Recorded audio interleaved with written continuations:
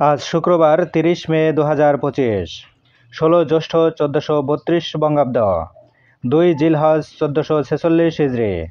জানিয়ে দেব আজকের দৈনিক বাংলাদেশ প্রতিদিন পত্রিকার শিরোনামগুলো।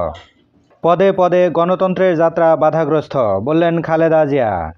ডিসেম্বরের আগেই নির্বাচন দেয়া সম্ভব, বললেন তারেক রহমান। দুই পক্ষই অনড়, রাজপথই বেছে নিচ্ছে বিএনপি।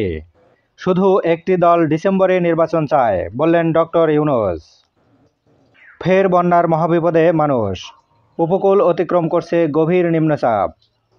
৪ ফুট উঁচু জলোচ্ছ্বাসের শঙ্কা, রাজধানীতে অবিরাম বৃষ্টি। জিয়াউর রহমানের শাহাদত বার্ষিকী আজ। জামায়াত আমির, দলীয় শৃঙ্খলা ভঙ্গকারীদের কোনো ছাড় নয়।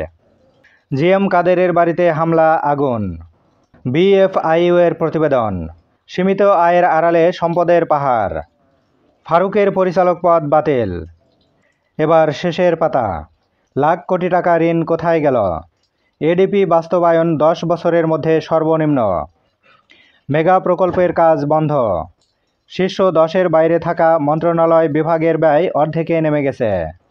কোভিডের পর সবচেয়ে কঠিন সময়ের বাজেট 2025-26, মূল্যস্ফীতি 6% আনার টার্গেট। এনবিআর বিভক্তিতে বাড়তি চাপ। কী হবে ইশরাকের শপথের? লিভ টু আপিল পর্যবেক্ষণ সহ নিষ্পত্তি। চূড়ান্ত সিদ্ধান্ত নির্বাচন কমিশনই নেবে। আদেশের অনুলিপির অপেক্ষায় ইসি। শপথ না পড়ালে কঠোর আন্দোলনের হুঁশিয়ারি ইশরাকের। গ্রেপ্তারের লক্ষ্য প্রতিদিন 3000, যুক্তরাষ্ট্রে সন্ত্রস্ত বাংলাদেশিরা। সেবা বন্ধ চক্ষু বিজ্ঞান হাসপাতালে যাননি চিকিৎসক, নার্স, কর্মকর্তা কর্মচারীরা। জাতীয় বাজেট উপস্থাপন 2 জুন। কর্মবিরতি প্রত্যাহার প্রাথমিক সহকারী শিক্ষকদের।